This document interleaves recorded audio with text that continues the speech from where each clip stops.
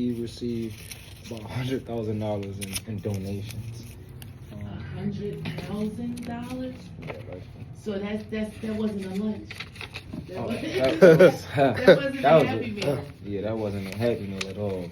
I was more like some Sullivan Steakhouse on a helicopter pad. Ooh wee! So that was some money that he accepted. Al Sharpton is still asking for a pardon.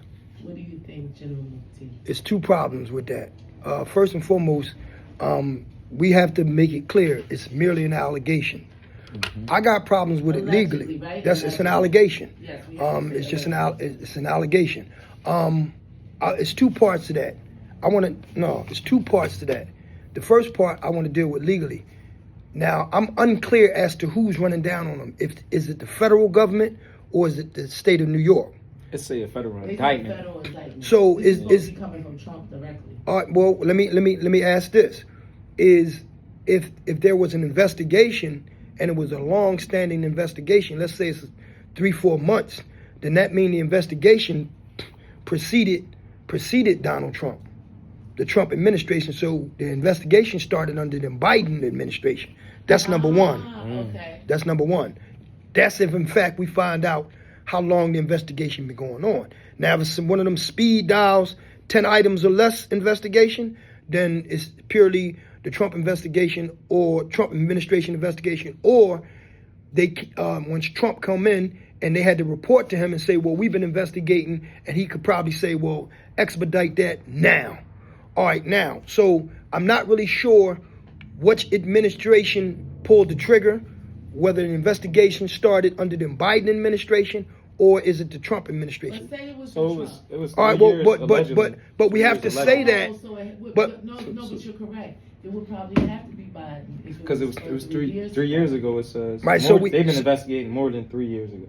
So we would have to say that first and foremost for clarity's sake, because everybody wants to get on the blame Trump bandwagon. Right. Like I said, I'm no Republican nor Democrat, so when I speak as for lack of a better word, independent. So I could care less about either one of those political parties. Shout out to the libertarian movement. Whether it's the Green Party, Libertarian, of Workers' Family, I support all of them if they support us. Did you know that? I ran for special No, I election didn't. 2022. I didn't. I got 11,000 votes. I ran again. You need to run again. Let's You need to run run again.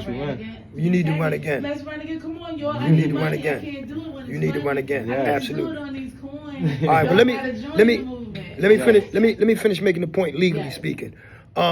Now, if that is the case, those scenarios, whether the Biden administration started it and Trump pulled the trigger or Trump pulled the trigger, either way, I'm having a problem with that because legally speaking, we know that in many offices, whether it's the city office, state office, or federal offices, some don't allow gifts at all. Others do allow gifts, but it has to be small amount of gifts. Now, we're talking about the president. If, let's say, Trump pulled the trigger, or he didn't start the investigation, but he said expedite it. Yeah. Well, the president is not allowed to take gifts either. And we already know that Trump took gifts. Who took gifts from? Various people. Under the emolument clauses, the Constitution actually says the president is not allowed to take gifts. So you think that's why people are mad? They think that Elon gave him a bunch of gifts? No, it's already been documented in his last administration. He took gifts. They even did a report where they showed many of the gifts that he took. They had them in a room. They kept the gifts in a room because many of them was because it's only so much money that the gift has to be extremely cheap. Like let's say $10, a gift card or whatever.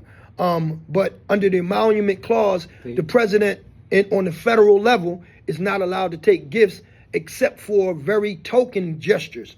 And so what that's what's they pulled the trigger fast because they've been investigating this brother for 3 years and they said up to 100,000. So it could be more allegedly. Right. So that's a big deal when you. I wanted to get just the legal aspect out first. Now let's move to Reverend Sharpton. Now that's a problem. That's a problem. First of all, Reverend Sharpton is a known informant. He already admitted it in his book. I think the book's called Big Al or something. He already admit that he's a federal government informant. So nothing he say out of his mouth can be trusted. Yep. Nothing. So the fact that he's calling for them to pardon the mayor, and it's not like it hasn't been done before. It's been done on the federal level, the state level, and the local level. Yes, they're saying they pardon all those people who stormed the White All right, House. but here's the thing.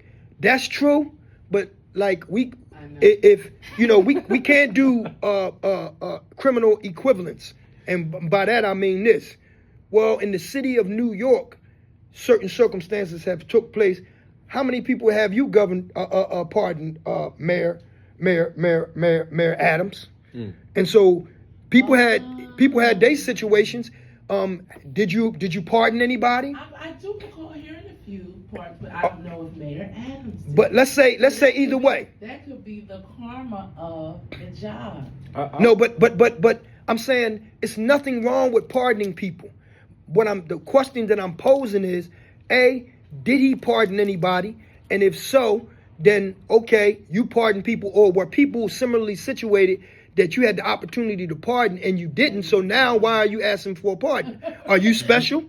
You see what I'm saying? So either way, it could go either way. I'm just raising that question. Yes, so this is W.J.Y.N, and you're listening to the General Muti and me and J.A.W.N talk a bit about our civic education. We're talking about Indeed. Eric Adams, the mayor of New York City, and the pardon that Al Sharpton is requesting for him on his behalf.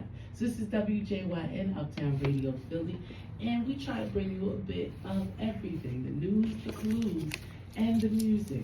Exactly what you need to carry your week forward. We represent the Uptown Entertainment and Development Corporation, and all the information that we say is absolutely our own opinion. It does not fall on the opinion of the organization. This is just the entertainment sensation of us broadcasting live on FM. So we're still talking with you about the blackout. If you could tell us where you were when you first heard about this blackout.